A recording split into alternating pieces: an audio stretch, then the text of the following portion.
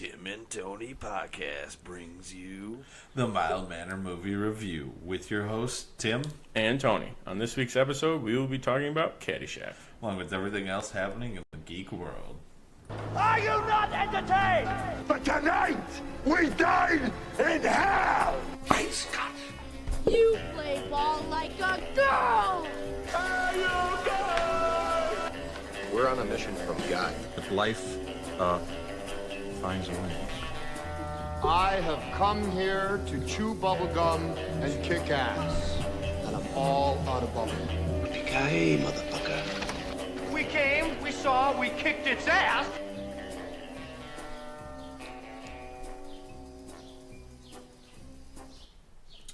All right, Tony, how was your week? it's been very good. Very good. See any new movies? I did. I saw Pacific Rim Uprising. Ooh, how was it? It was very good. I enjoyed it. They leaned more into the robot fighting, which was cool. Yeah, instead of the story of the people. Right. Well, they also did have A little bit. a little bit. I wish they would have done more with certain characters. Or Charlie Day. see, I can't. I read a spoiler before I saw it about the general of what was going to happen, and I totally saw it in the movie. I'm like, oh, okay, I should not have had the spoil from it. So I'm not going to tell you that he is in the movie a little bit more than the first one. Okay. All right. What else can I say? But yeah, some of the characters they delved into it where they're like, oh, this character, he's got a story, he or she's got a story, a background, and then something happens, and you're like, well, and then you get to the end of the movie, which we'll have to go see it and we'll talk about it because there's a couple things that I'm like, well, okay, that's interesting. But and then you're like, well, what happened? That never paid off. So there's a couple things where they didn't pay off, which Leaving it open for another one then, or yes and no. The last sentence is basically, we're gonna make a third one. But no, it's more like characters, like one-liners, like, oh, this is gonna happen when this happens, and then something happens, something different happens, and the thing that they said would happen never does. Which is disappointing, but they probably cut it for time, so Yeah. Understandable. All right, well, I actually was going over my movie list that I've been keeping track of, and as of 3 months into the year, I've watched 23 new movies. That's fantastic. Yeah, and only six of them are from this year. Which is an even bigger, which I thought would have been different, because I haven't looked at my list yet, but when I do, I thought it would have been more, all the new movies coming out. Yeah. But it's tending to a lot of older movies that I haven't seen yet. We also have been looking at the schedule of upcoming movies, and we got our kind of tentative schedule of release schedule for the next couple weeks or month. Next week we'll be doing Overboard, because the new Overboard is coming out. April 13th, I think. Yes. In the news. Then the week after that, we will be doing Super Troopers 1, because on 4/20 is Super coming. Troopers 2 comes out. Then after that, we will have a poll for which Marvel movie we should do before Infinity War. We're thinking the two new ones, Black Panther and Thor Ragnarok, and the Avengers, because it's the first Avengers, and Iron Man, because it's the first one that started the series. Then we have 2 weeks unplanned, which we'll probably just pick actors and randomize it. Yeah, I don't think we've picked an actor yet for sure. But we're leaning towards The Rock for one of them. Yes. His movies are ridiculous. And possibly, what was the other one? Sean William Scott. Sean William Scott. So we'll see coming up. And then after those 2 weeks, we have Deadpool. We'll be doing Deadpool 2. We'll be doing Deadpool May the week before. 18th? Yeah. Is when it comes out, so we air it the week before. Yeah. And then the week after that will be a Star Wars movie, or solo Star Wars story. Right, so we'll do the other solo one. Which would be Rogue One. And then I didn't look up anything after that, but I know June is packed with sequels. I was going to say, the summer movie schedule is real promising this year. So we'll be filled up with a bunch of those movies. Because I know Jurassic World 2 will be coming out, and I can't remember what else. I know there's a handful. There's a handful of Scott. No, they come. And then we have Ant-Man in July. So we'll keep you up to date on what we figure out. Yeah, and we'll send some polls out every once in a while when we can't choose. Yeah, and if you have any suggestions, feel free to let us know. Shoot us a comment, Twitter, Facebook, wherever, and let us know what you think. But let's jump right into our first segment. Clark Kent, just a mild-mannered reporter. He doesn't want to be famous, and I'll make him infamous. General, haven't you ever heard of freedom of the press? Well, I'm not a cop. I'm a reporter. Gossip, rumors, panic in the streets. We're lucky. Vicky Vale. I'm intrigued by Alex's giant bat story, so I... Oh, the Batman. Nobody cares about Clark Kent taking on the Batman. It is not. I resent that. Slander is spoken. In print, it's libel. The police won't help. The press has to do the right thing.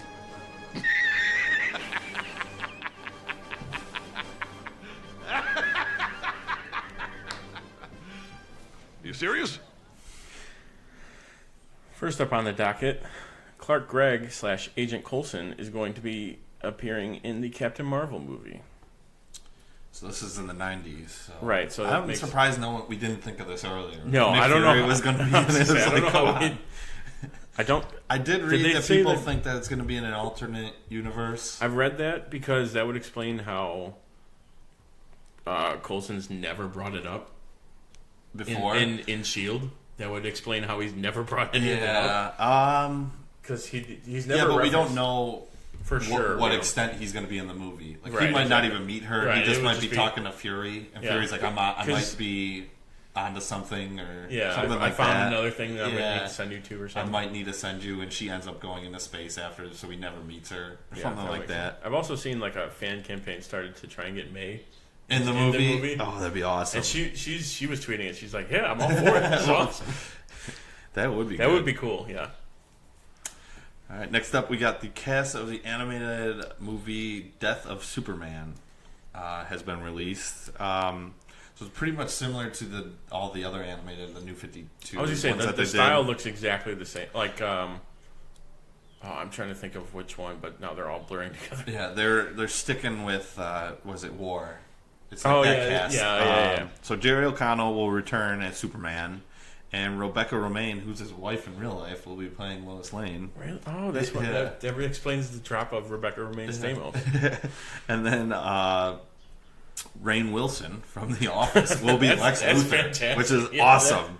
When I saw that, I was like, yes. Rosario Dawson will be Wonder Woman again. Okay, that's a good one. Nathan Fillion is Green Lantern. He was good as Green Lantern. He loves to do the voice work for stuff too. Yeah. Christopher Gorman as the Flash. I think it's the same one. I don't really recognize that name though. Yeah. Matt Latner as Aquaman. Shamar Moore as Cyborg, and Jason O'Mara returning as Batman. I liked his. Yeah, and they also gave us a little first look. So if you want to look that up, it gives you like a little behind the scenes, and they're splitting the story up into two this time. Right. They did it before with Superman and Batman Apocalypse or Doomsday. Superman Doomsday. They did the whole story. But I guess the next one's going to be Reign of the Superman. Right, because they also said they added like a whole Justice League section. Yeah, for this movie? Well, yeah, I think they're just swapping it out with, because it was like Booster Gold and Fire and Ice. Yeah, so I think Guy Gardner. So I think they're just swapping it out with the actual Justice League. In Brightest Day. I think I could recite it too. I get Brightest Day and Blackest Night, no evil shall escape my sight. That's where Beware my power. Oh no, that evil might. No, because some evils might beware my power. Green Lantern's light. Yeah, the middle. Yeah, the middle.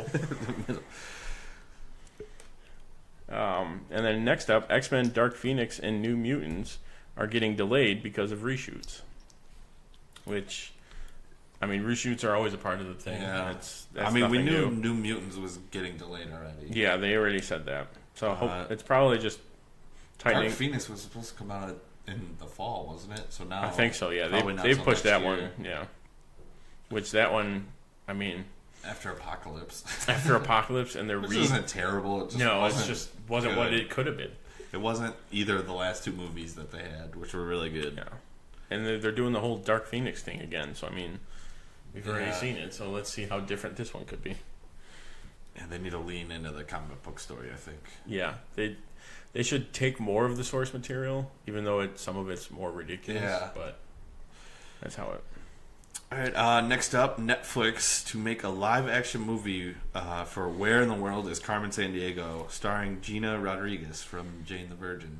As soon as I read this, I pictured her. I'm like, that. Yeah, that's pretty much spot on. So I mean, it's a Netflix one, so it's. I wonder if they're just gonna make it dark. I mean, they could, because I remember the TV show with the one director lady. In the video game. I was going to say, I remember the game a little more than I remember the show, but... I remember playing the game and then the show. That should be interesting, though. I'll watch it. Coca, if you're listening / watching, I think you would remember the computer class that we played the game in. Just a little aside there. And then John Cena is now confirmed for the Duke Nukem role for the movie. Yeah, so they were rumored talks, and now it's confirmed. Is it? Was it Michael Bay? I don't remember if it was, but I remember John Cena did say he's like, I'm going to try and do this to the best, like make it the most accurate that I can make it. Which, I mean, he's definitely got to look down for it. Yeah, that's no doubt. He can absolutely do that. It should be interesting. Pedro Pascal from Game of Thrones and Narcos is cast in a mysterious Wonder Woman 2 role. Really? And Kingsman? And Kingsman. Really? Really? Really? I didn't write it down. Yeah, so people are saying that he is going to be the male cheetah. Is one of the rumors, which I don't know much about. I don't know much about Wonder Woman's villain, so that's an interesting take. Yes, that'd be cool. Oh, and one more news for the day. Tim Gavin, congratulations! Yes, congratulations, on Tim. your engagement. It's very recent news as of recording this. Yes, but congratulations. Yeah, you were born in the dark. Give you a little bane. give you that one for free. Congratulations, Tim. All right, now it's time for the movie mashup.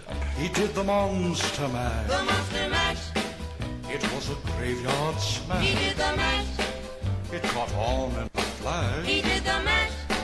He did the monster I just like doing that every time. All right, Tim. We'll start with yours. What is your movie mashup? My title this week is Fantastic Four Brothers. So this movie, I'll give you the cast, will still be starring Mark Wahlberg, Tyrese Gibson, Andre 3000, Garrett Hedlund, and Terrence Howard, and Josh Charles. And it will still be taking place in Detroit. So it's basically more Four Brothers than Fantastic Four? So far.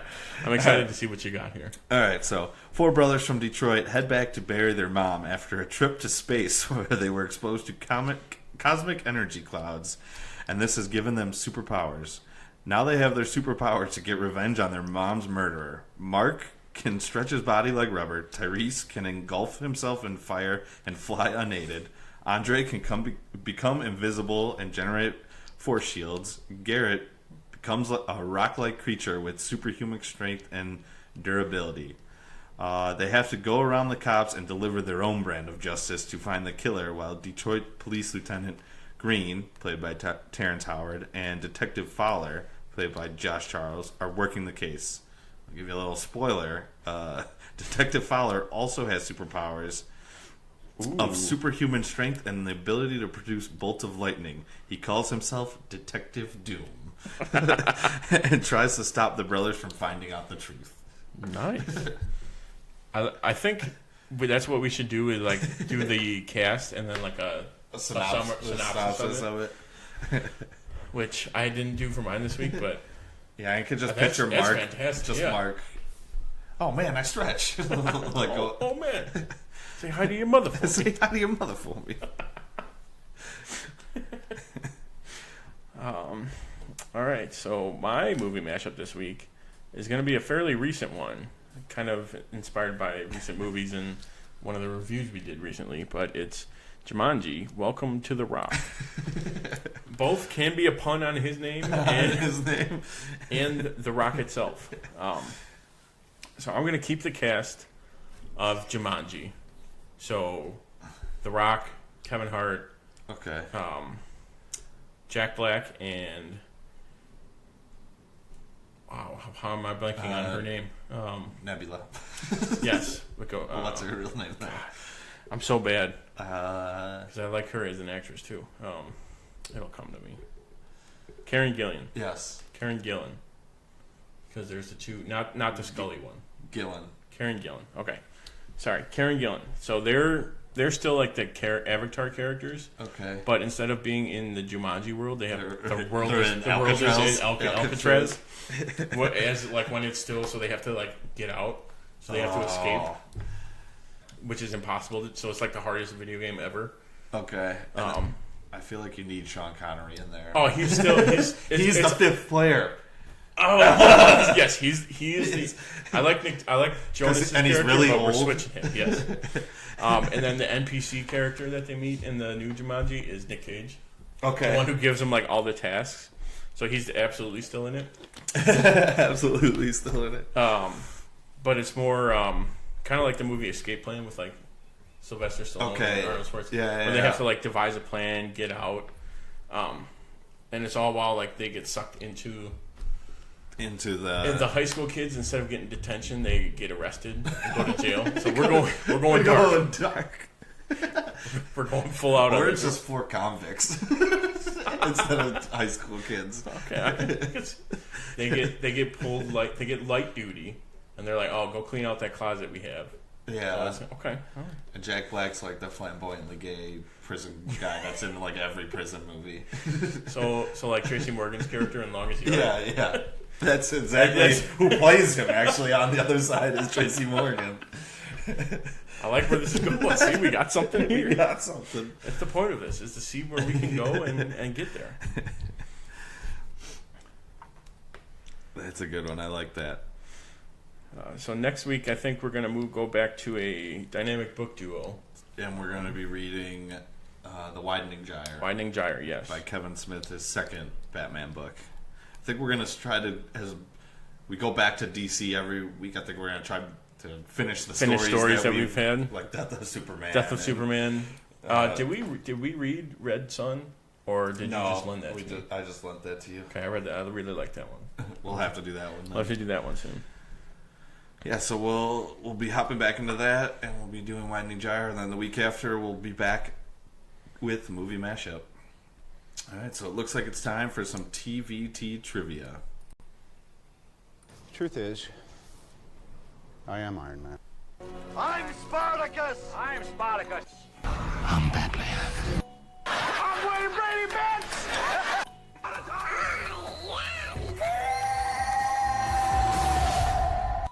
I am your father. I am vengeance.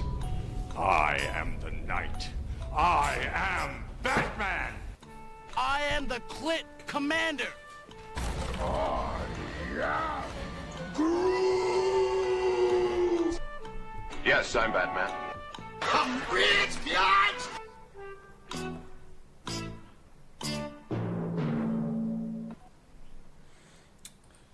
All right. I think I went first last week. Yes, you and I guessed John did Candy right away. Yes, I did. Let me look at the scores to recap where we ended.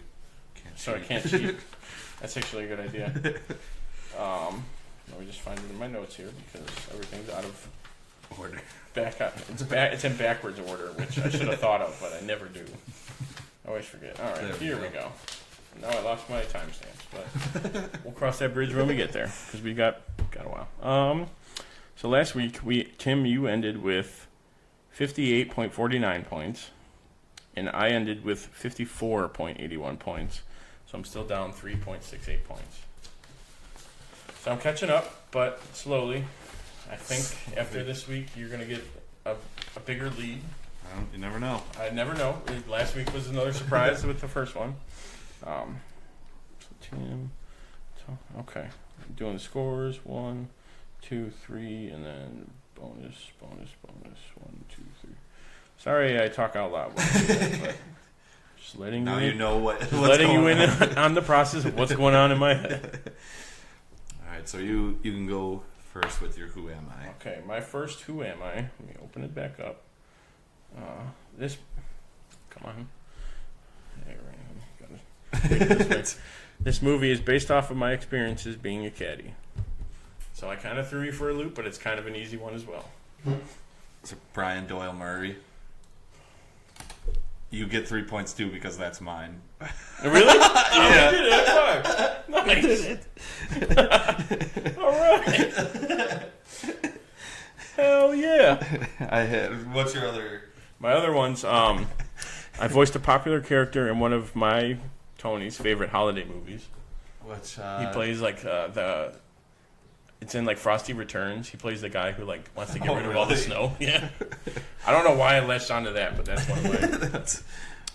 And then my third one was most of my roles are cameo appearances. Yeah. Like Ghostbusters, Animal House. Pretty much any Bill Murray. What were yours? Mine, I had 4. I am from Chicago, just to throw you off with Harold Ramis and Bill Murray. And then I started at Second City and went on to Saturday Night Live. Okay, so that would have been also Bill. And then here's where, when you guessed Bill, you would have gotten it. I am one of 9 children. Yeah, so. Yeah. And then my last one was I co-wrote this movie with Harold Ramis and Doug Kenny. He's all right. We've been talking about how that was going to happen soon. It finally did. Fantastic time for it, too. Okay. 3 points for both. As soon as he said, I was like, son of a bitch. Okay. My next one. How many films have I, the director, directed before this movie? 0. That is correct, because this was Harold Ramis' first movie. Directorial movie. Also, he did not like it. When he rewatched it, he's like, he knows everyone likes it now, but he knows where they could have done things better. Yeah, exactly. All right, my number 2. Who is the only character to say the word Caddyshack? Brian Doyle Murray. Yep, Lou the Caddy Master. Lou the Caddy Master. I was gonna do a bonus of how many times he said it, but I never looked at it. I think it was once or twice. Yeah. I think he only says it one time. You guys want to get replaced by golf carts? Fine. Okay. My other one. What are the prizes for the caddy tournament? Oh man! First, second, and third. All right, got a college scholarship. Yep. I want to say golf balls and tees for third. It's something like that. I think I'm going to give you 0.66. Okay. Because I think it was a pair of socks. Is the last one? Is the second prize. The second one, and then third one's golf tees. Or golf tees. Yeah. Damn it. So I'm going to give you 0.66. I'm giving you the little the random. All right, my number 3. Who are the reoccurring characters in Caddyshack 2? Oh, this is bad because I didn't even bother watching Caddyshack 2. I've never seen it. It was, I want to say, Brian Doyle Murray, and how many were there? I'm not telling you that. I'm gonna say Brian Doyle Murray. Is the only one? Yeah. Wrong. There's 2. And it was Chevy Chase, as Ty Webb, and the Gopher. That's a good one. Freeze, Gopher. Which I've been looking on my my time hop, or like how Facebook and Twitter shows what we did. Apparently, a year ago, or some form of a year ago, I watched it, and on my social media, I put "Freeze, Gopher." Perfect timing. I was probably because we're getting into the math. That's absolutely at school. All right. My first bonus. Whose character was originally a non-speaking role but turned into a speaking role? Bill Murray, Carl. Yes, because they wrote him as just like a background. Yeah, doing stuff, and they were like, "Why are we not?" Wait a minute. And most of his were all improvised too. Yeah. I think they only wrote a couple of his. Which lines. I think it gets kind of into like your problem with the movie, but like. I want to see the 4.5 hours of content. Yeah, because that would be. I guess it's not good But like, I'm just curious on what they. It's them like improv, so I'm sure that would be. All right, my first bonus. What was the hurricane that delayed production of the movie called? Oh crap! That's absurd. That's absurd. Yes. You should have asked what kind of natural event. What kind of hurricane, or what was the name of the hurricane? Yeah, like Hurricane Rita or something like that. There's no way you would give me the answer. Yeah, no, I wouldn't. I'm gonna say I'll give you this. It's a guy's name. Hurricane Luke. Hurricane David. David. That's a good one. Yeah. That's a good question. My second bonus question: what type of grass does Carl Spackler? Oh, it's a mix between Kentucky bluegrass. I can't remember the name though. Kentucky bluegrass and some weed. It's pissing me off. Something Sensimilla. Okay. I was looking for Kentucky bluegrass. Was the answer? Was the answer? That's the answer I had in my head. Yes. So I'm going to give you a full point for that. Yeah. Like I said, my trivia this week, I was poor plan by me. I could give me 0.5 because I only got one of the. I'll give you a 0.5. Yeah. Northern California Sensimilla. That's what it is. Yeah. God, the knowledge I have of this movie. Okay, this one, I'm only looking for one answer, but I'll give you bonuses if you can get bonus points. Yeah, there's 3. Okay. All right. They pitched 3 ideas to the studios. They pitched 2 ideas that the studio didn't want. If you can name those are 2 bonus. But I'm looking for the pitch that got them to make this movie. Animal House, but on a golf course. Yep. Do you know any guesses on the other 2 pitches?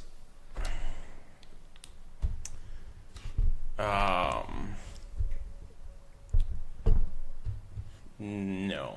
Probably something about a caddy. No, the first one was a dark satirical comedy about the American Nazi Party and Skokie, okay, Illinois. And then what Ramus dubbed Vietnam War thing. What is it? Revolutionist Marxist Western. Okay, I did read that, but yeah. All right, so 1 there. And then as soon as I saw like that Nazi party in Skokie, I was like, oh, it's a Blues Brothers. Yeah. Or like something similar to like the Illinois Nazis. Yeah. All right, my last bonus. Oh no, shut up. Who is the natural friend of the gopher that he uses at the end? All right, I'm gonna think out loud. Go ahead. Between absolutely think out loud, yeah. Squirrel and the rabbit, and I'm going to go with squirrel. That was the answer I was looking for. Yes. All right. This goes back to your second question. Crap, I don't even remember. This is Harold Ramis's first directing movie. Okay. Or first time directing a movie. What was his second movie he directed? I'm gonna guess Stripes. That was my guess too, but that's wrong. It's National Lampoon's Vacation. Which is second. Brian Murphy also. Yeah. Murray also was in them. Damn. I know. I was like, oh, that's a good one. Because I would guess Stripes right away. Absolutely, yes. Yeah, because that's their next movie. That's the next movie that they did together. Yeah. All right. 3, 4, 5. All right. I've got 5 points this week. Solid outing, yes, but not as good as 3, 4, 5, 6. Point. You've got 7.16. There we go. That's a solid week. So 7.16 plus. Why didn't I write it down there? 58. So our video may have cut out, so we'll fix that shortly. But while I find the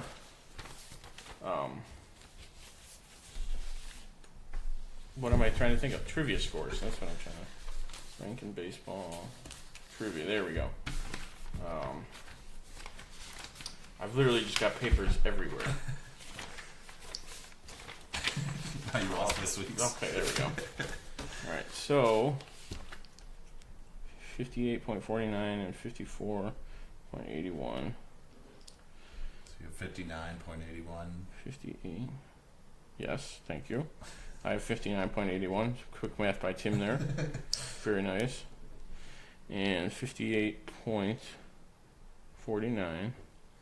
65.65 for Tim. Oh. That's nice. Yeah. So that brings you up, leading to 5.84 points. So you gained a couple. 2.5-ish. About 2.5 points there, yeah. Okay, let me do this. Let's try and reboot our... I kind of like how it ended there.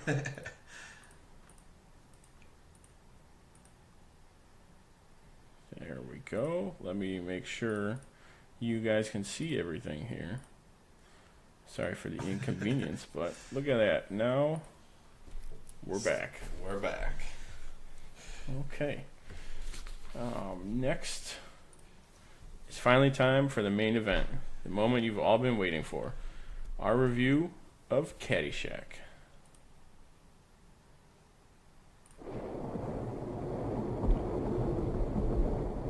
What an incredible Cinderella story. This unknown comes out of nowhere to lead the pack. At Augusta, he's on his final hole. He's about 455 yards away. He's going to hit about a 2-iron, I think. Well, he got all of that. The crowd is standing on its feet here at Augusta. The normally reserved Augusta crowd going wild. For this young Cinderella who's come out of nowhere, he's got about 350 yards left. He's going to hit about a 5-iron, I expect, don't you think? He's got a beautiful backswing. He got all of that one. He's got to be pleased with that. The crowd is just on its feet here. He's a Cinderella boy. Tears in his eyes, I guess, as he lines up this last shot. He's got about 195 yards left, and looks like he's got about an 8-iron. This crowd has gone deathly silent. Cinderella story, out of nowhere. A former greenskeeper now about to become the Masters champion. It looks like a miracle. It's in the hole! It's in the hole! Hey, young fella, I was hoping to squeeze in 9 holes before this rain starts. Certainly, Your Eminency. Take my bag, huh? Certainly, Your Magnificence. Okay, come on, chop chop. Let's go. Great line. Fantastic. I had to pick one, so I just found Caddyshack and clicked it. So we'll start with our top 5 summary of the movie. Top 5 summaries. This won't be a top 5 summary. This is just a tribute. Summary would be a young caddy trying to prove himself to his family, or to his father, we'll say. We'll get real in depth. Go to the Caddyshack and caddies for... Trying to find a mentor. Yeah, trying to find a mentor, and finds a group, an eccentric group, to which he caddies, which hilarity ensues throughout the film. Which culminating into... First, he wins a caddy tournament, so he gets a scholarship that he's been longing for. Danny Noonan is the character we're talking about. So he gets the scholarship, loses the scholarship. Yeah. And then he gets involved in a wager between 2 guys who he ends up saving the day. Yeah. For Carl saves the day. You know what? Yes. And throughout this story, an unsung hero, Carl, delivers his version of what his future is like. Yeah. It's a very sloppy summary, but if anyone's seen the movie, you know that's exactly right. So, but now we'll move to our top 5 parts, starting with Tim. All right. My number 1 is caddying for the Dalai Lama. The Dalai Lama. Dalai Lama. I think we have the clip.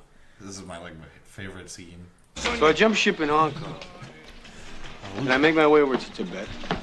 What? And I get on as a looper at a course over there in Himalayas. A looper? A looper. You know, a caddy, a looper. Jack. So I tell them I'm a pro Jack. And who do you think they give me? The Dalai Lama himself. The 12th son of the Lama. The flowing robes, the grace, bald. Striking. So I'm on the first tee with him. I give him the driver. He hauls off and whacks one. Big hitter. Long. Into a 10,000-foot crevice right at the base of this glacier. Do you know what the Lama says? No. Oh. Gunga Galunga. Gunga Gunga La Gunga. So we finish 18, and he's gonna stiff me. And I say, hey, Lama, hey, how about a little something, you know, For the effort. for the effort, you know. And he says, oh, there won't be any money. But when you die, on your deathbed, you will receive total consciousness. So I got that going, which is nice. Which is nice. The funny thing about that scene too is it was another improv by Bill Murray, and the other guy, the actor was terrified. Yeah, because it's a real pitchfork. It's a real pitchfork. He's neck holding is to his getting throat. redder as they keep cutting. He keeps like scratching it lightly, and he's like trying not to laugh too. Like when he says no, he's laughing throughout the entire line.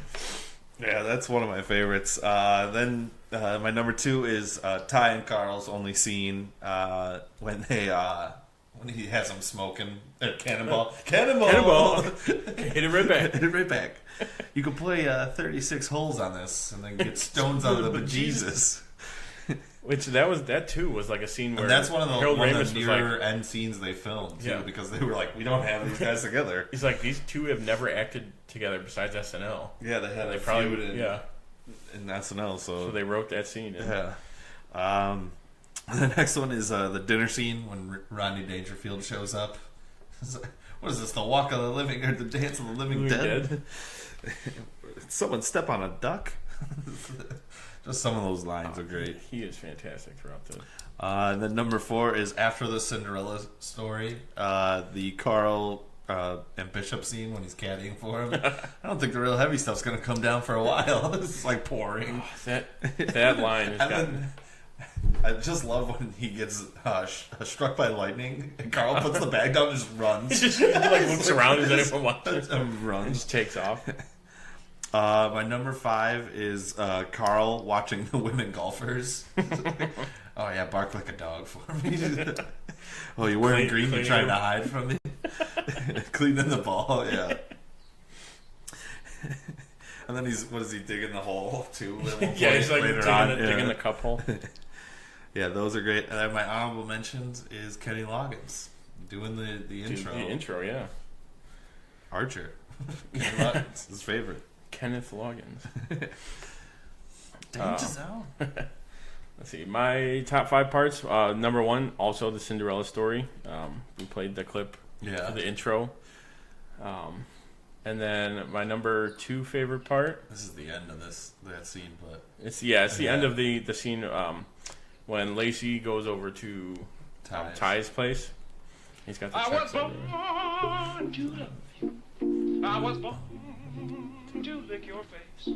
I was born to rub you, but you were born to rub me first. Let's go into patio. Let's go into the patio. I loved before that. It was like, this is terrible. Well, you're doing it wrong. He snorts the salt, takes bites the lemon and throws the shower. Yeah. But yeah, I like that scene. 1, because it was like totally improv. Yeah, Chevy Chase. 2, it's just like the whole thing when he pours the oil all over. There's a check here for $20,000. Keep it. Keep it. My number 3 was just all the gopher scenes, which were added like the last one of the last like few things added. All the underground ones. Yeah. Because the ones where you see him, I think it's twice you see him where they actually filmed it there, and it's just a normal puppet, not a animatronic. Yeah, it's like what Carl trying to get him, and then one is when Rodney Dangerfield, that kangaroo stole my ball. Which, if you watch Futile and Stupid Gesture, Doug Kenny hated the golfer. Hated it. And then number 4, they I read this and like watched this in the documentary somewhere, but they actually blew up the golf course where like they built up a mound, like a fake green, green to try and make sure that they wouldn't really destroy the course. But turns out they whoever was building it used too much, and they just blew the golf course up. Like they blew one of the holes up, and they did it. It was a Florida golf course, and they filmed it there because they didn't want to do it in LA, so the studio wouldn't be like, no, you can't do this. But they did it anyway, so I liked how that was practical at the end. One of the producers took out the golf course owner to lunch, so that they could and then they filmed that scene. Which, God, that's why the movies were, I don't want to say better, but more practical. Where it's like they actually did a bunch of stuff, whether if it was legal or fine or not. Yeah, that's whatever. But my number 5, just Rodney Dangerfield, his character. Everybody. We're all gonna get laid. Wasn't quick enough, but most of his quotes, but we'll get into the quotes later. And just his scenes, like when he's playing. His interactions, his golf bag, his golf bag. I used to carry up 10 pounds or 50 pounds of bricks up 5 flights of stairs. Yeah, so what? So what? Let's dance. And then my honorable mentions, Spalding, and I'll throw it in. I'll throw it in, but the pool scene too. Yeah. 15 minutes. 15-minute caddy. And they just destroy everything. Yeah. The end round of golf, but like the bet round, and then Danny had to fill in. Yeah, I like that. And then the night when Ty's trying to practice at night, and then he meets up with Carl. Yeah, that was just. Is this your place? It's awful. Yeah. I got a lot of stuff on order. Yeah. Credit problems. It's like, yeah, okay. Hey, you got a pool over there? Yeah, a pool and a pond. A pond would be good for you. That's like one of my. I want to add an honorable mention to the Spalding. It's like $50 he picks his nose, and they're all betting on it. Twice as easy. Twice. You're on. Come on, kid. Come on. Oh, there we go. It's one of my favorites. All right, so we'll jump over to a few problems. Not like problems. No, I don't even. My number 1 would be just to see more Chevy and Bill interacting. Yeah, it's a shame. Or even like Bill with Rodney Dangerfield. Like he doesn't interact with too many people. Most of his by himself and with Ty. The Bishop and with Ty. Yeah, and even the Bishop one was like he barely talks to him. Your Eminency.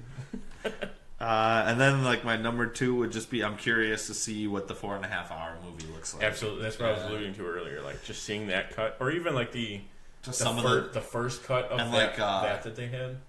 I guess they go into more of the caddies, which would be interesting. I mean, like what the movie was that's originally essentially based what about. It was based was like the caddy story, and then they had to go switch over to the a lot of Danny and his girlfriend scenes were cut. Explaining that she's an Irish. She's an Irish immigrant. Yeah, like that was just which I didn't know she's the same chick from Animal House, the dean's daughter. Also, I think after this movie she quit. Yeah, which I wouldn't blame her. But yeah, after working on those 2 movies. Yeah. My problems really. I guess it's kind of a problem, but it's like okay, none of them. It was like Harold Ramis's problem too. Is none of them really knew how to golf, except for Danny had like the best golf swing. Yeah, Michael O'Keefe. And that was it.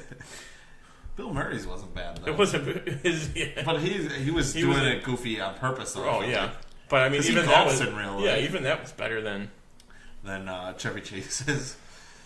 I didn't really have a problem with Rodney's was terrible. That was his was worse. That's the one when you go out and play around. Everyone does that at least once. Where like they're sitting up They're like slowly setting up, and then they like shake it off and like do it again. It's like, come on, while we're young. But I didn't really have any problems with the movie. That's just me being like, I love stupid comedies and that kind of thing. So, all right, on to our favorite quotes. My number one: "Hey everybody, we're all gonna get laid." We're all gonna get laid. Just great endings to the movie. Oh yeah. My number two is Ty. "You take drugs, Danny?" "Every day." "Good." You take drugs, Danny? Every day. Good. Yeah. My number three is when the groundskeeper goes up to Carl. "I want you to kill every golfer on the golf course. Check me if I'm wrong, Sandy, but if I kill all the golfers, they'll lock me up and throw away the key." "Gophers, not not golfers. The little brown furry rodents. We can do that. We don't even have a reason." Oh, I'm glad you included this, the fourth one. Because whenever I say it, everyone's like, what? When he makes all the putts, he chips over the last one, and Danny goes, "Wow." He's like, "Thank you very little." That's one of those where I'll throw it out randomly. I'm like, I get that, and no one else. Yeah. Everyone just kind of looks at me. That was my other bonus question. You know the noises he's making? What TV show is that from? I don't remember. $6 Million Man. Oh yeah. When he's like doing his. I do remember that. Yeah. That was what it was. My favorite quotes. All of them. Literally all of them. Before we started this, we were going through a bunch of them. Yeah, we were, because I didn't write them down. What, do you get a bowl of soup with it? "Hey, Judge, where's your hat?" When Rodney Dangerfield goes to like shoot up his guy, the Chinese guy. Yeah. He's like, "Stop taking pictures." It's a parking lot. "Hey, Wang." Oh God, I'm trying to think of like specific. When Carl says "license to kill," go. Yeah. From the United Nations. Him in the Chevy scene was all his quotes there. I'm trying to find the piano, the drugs. When Chevy puts a blindfold on and he hits the golf ball, he goes, "Where'd that go?" And he goes, "Right in the lumberyard." Right in the lumberyard. But yeah, I'm literally a fan of the entire movie, quote wise. I'm trying to pick another one. "You shave your ass." Well, we're waiting. We're waiting. Or when they're first starting the bet in Brian Dormer, he's like, "All right, well, how many teas in here?" "Odd." "Your Honor, Your Honor," and he like laughs at his own joke. Your Honor.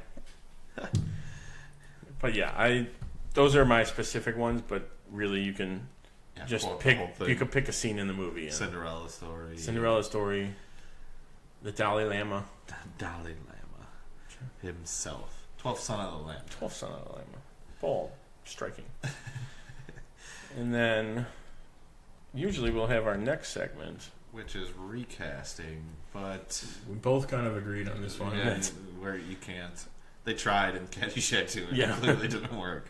Oh, another quote. "Nice shot, D'Annunzio." The picture reminded me. What's in the bag? A case of bricks? No, I love. What is it? Can you make whatever drink? Oh, is yeah. I can make a shoe smell. Real funny. Go buy yourself a new haircut. I had another one. That's a peach, hun. Which with one? the two old. The habit camps. That's a peach, hun. Which, as a caddy, those people exist. I was gonna say, I was gonna bring that up too, because you caddied, so I'm sure this is probably a lot of those. A lot of the stuff that either happened, you saw, or experienced. So that had to be. I did try to be a caddy. I did at Ridgemore. I had to try Ridgewood. Ridgemore High School. Had to try twice. I finally got it. After the first time, he picked in my class when I tried for it, and like the Caddy Master picked in my group, of like the last test day. My group had the 2 Evan Scholar winners. Oh, really? Yeah, from like our year. Who was it? Why can't I remember her name? It was the 2 girls,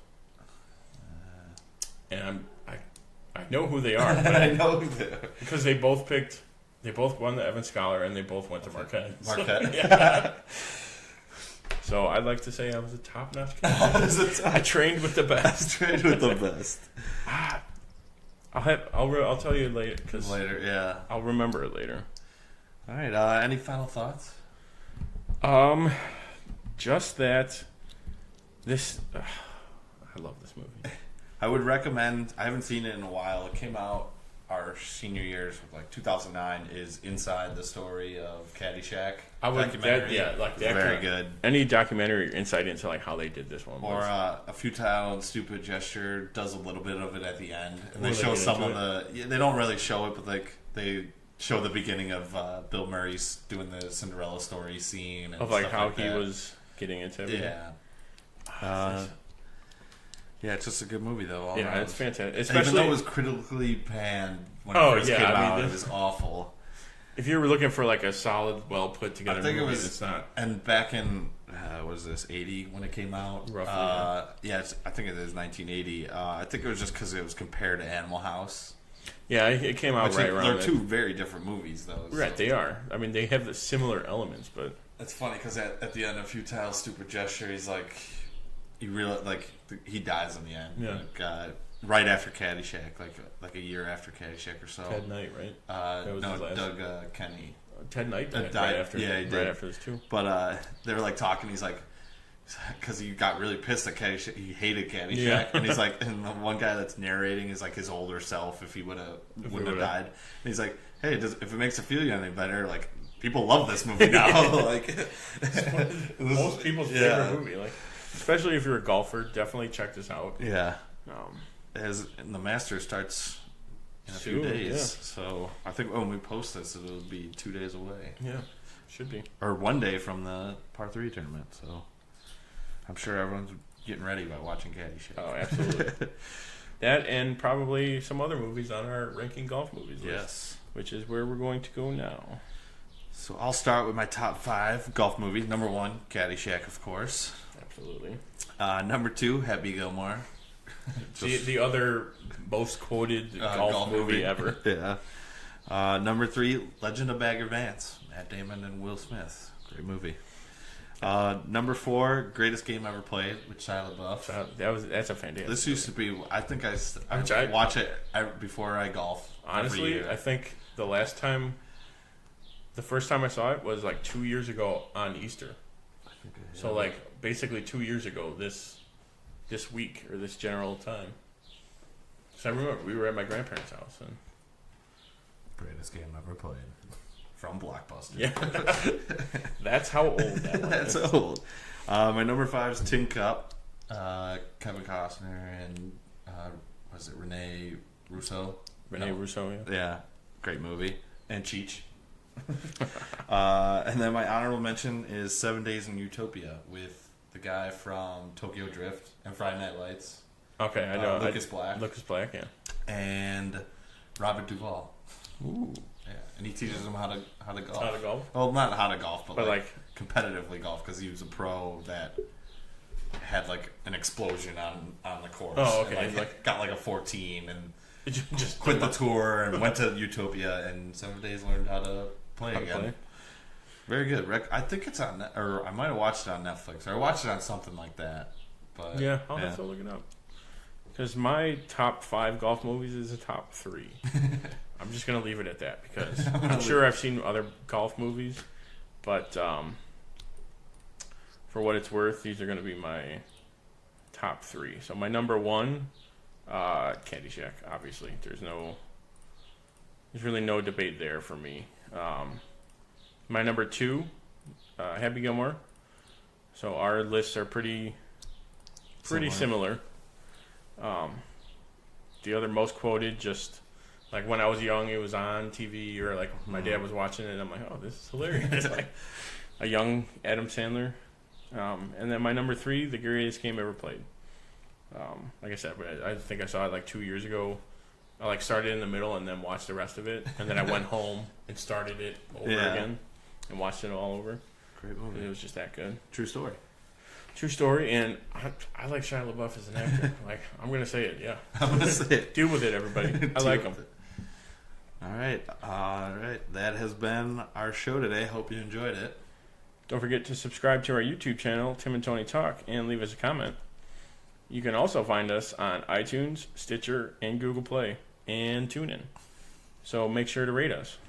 Also, you can check out our Facebook page at www.facebook.com/Tim and Tony Talk, and follow us on Twitter at Tim and Tony Talk. Also, check out our new website, timandtonytalk.com, to keep up with our blog and podcast. And remember, share this with your friends. And make sure to join us next week for Mild Manner Movie Review when we discuss Overboard. Same bat time, same bat channel. Thanks for listening. I'm Tim. And I'm Tony. And we are the Dynamic Duo. Good night.